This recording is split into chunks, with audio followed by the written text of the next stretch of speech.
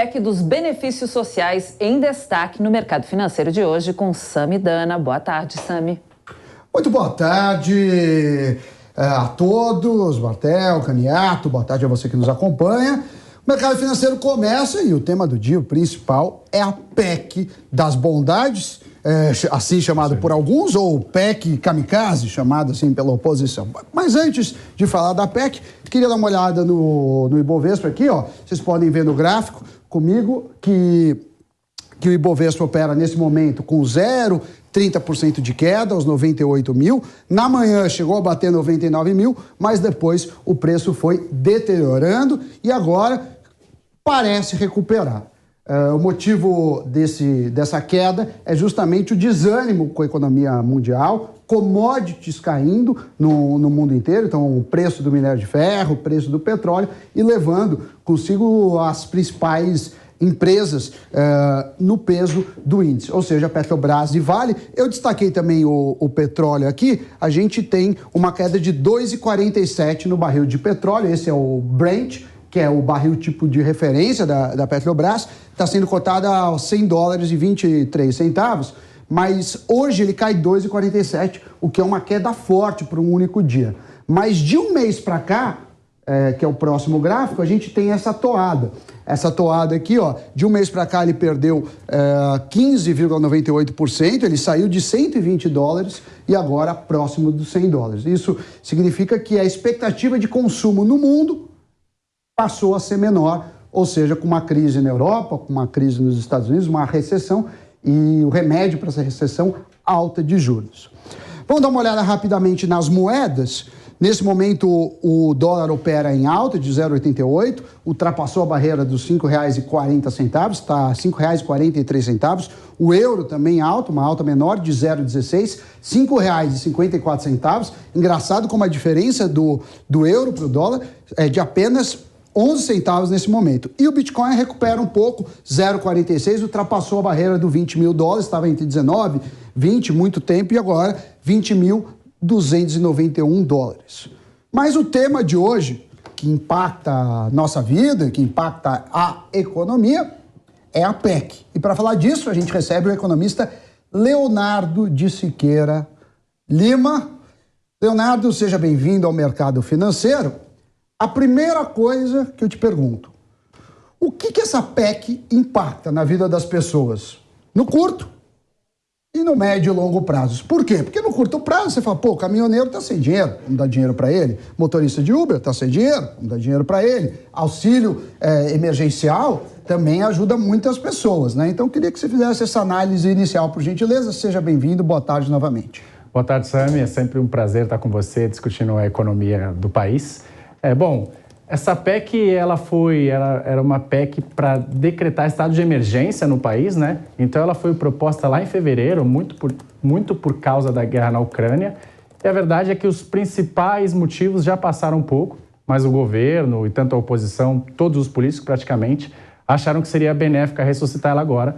E daí quiseram justamente dar alguns estímulos na economia, né? Que chega no valor de 43 bilhões, alguns falam até em 50 bilhões.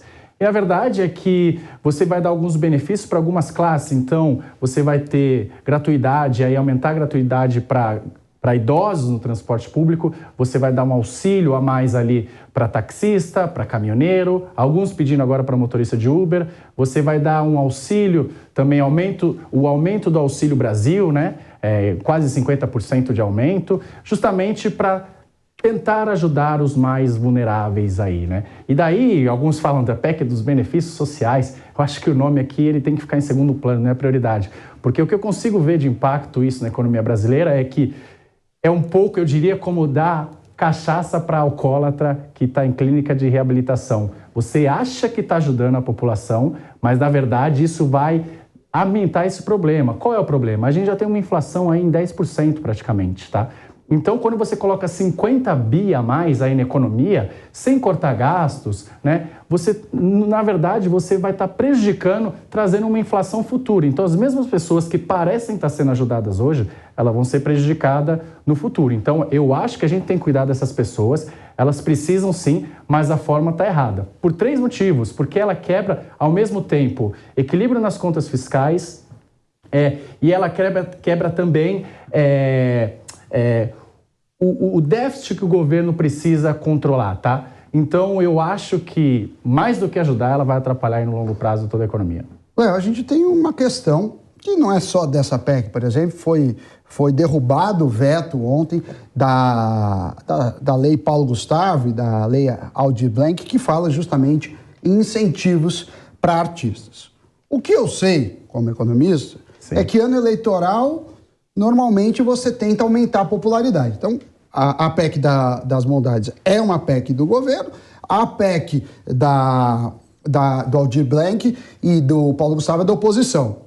Então, eu queria te perguntar, lembrando que agora são 14 horas e 57 minutos, o seguinte: qual seria a solução para isso? Seria vetar e acabou? Porque essas pessoas precisam de auxílio, a gente sabe o quanto sofreram na pandemia e sofrem com preços internacionais. Olha, eu gosto muito, gostava, na verdade, do Paulo Gustavo como comediante, Infelizmente, ele foi vítima aí do Covid. E às vezes as pessoas utilizam esses nomes justamente por uma guerra de narrativa, Então, a partir do momento que você nomeia uma PEC Paulo Gustavo, se você diz algo contra, parece que você é contra o ator.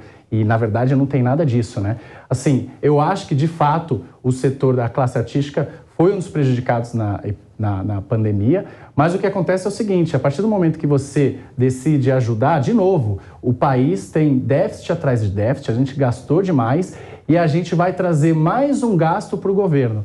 Olha, não teve PEC para os donos de restaurante que ficaram fechados, não teve PEC para empregada doméstica, Então, a partir do momento que a gente escolhe um grupo, a gente esquece vários outros que também precisavam e, de novo, a gente piora as contas públicas do país, a gente aumenta o endividamento, a gente ou vai ter que aumentar o imposto no futuro ou a gente vai ter que pagar isso de alguma forma através de dívida. E dívida, como já está alta no Brasil, o país tem uma dívida grande aí em relação ao PIB, a gente vai ter uma inflação maior no futuro. Então, de novo, e aí eu não estou aqui para defender o governo ou defender a oposição, eu estou aqui para discutir o mérito das duas coisas. E os dois eu consigo ver como excesso de gastos que a gente já tem tido aí ao longo dos últimos tempos. Então, eu também acho que não é uma medida boa. Leonardo Siqueira Lima, economista, obrigado pela sua participação aqui no Mercado Financeiro e até a próxima. Obrigado. Vamos voltar a falar de bolsas, porque o Bruno Meyer, que é o comentarista de negócios,